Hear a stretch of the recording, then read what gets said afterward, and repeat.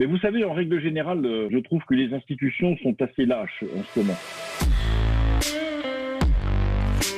On comprend bien que le risque sanitaire peut justifier qu'un certain nombre de mesures puissent être prises pour restreindre nos libertés, que la menace terroriste qui plane sur nos têtes exige aussi que la surveillance contre les méchants soit renforcée. Mais dans cette période curieuse, on avance de manière assez énergique vers des restrictions disproportionnées de nos libertés et de la surveillance de nous tous. Et le gouvernement a décidé qu'il pouvait ficher, intégrer dans des systèmes de surveillance qui peuvent vous concerner, vous et moi, même si vous n'êtes pas un terroriste et moi non plus, faire entrer dans des systèmes d'information, des systèmes de la police et de l'administration, des choses qui nous sont intimes et qui n'ont rien à voir avec le risque que nous représentons, nos opinions religieuses, nos opinions politiques, notre appartenance syndicale. Et c'est contre cette possibilité que nous nous sommes élevés. Et cet après-midi, le Conseil d'État étudiera notre requête. La justification de cette surveillance accrue des personnes, quelle qu'elle soit, aux yeux du gouvernement, justifie qu'on aille beaucoup plus loin que ce qu'on fait d'habitude. On commence à repérer ce qui nous appartient en propre dans le fond de notre conscience, nos opinions pour en faire après je ne sais pas quoi.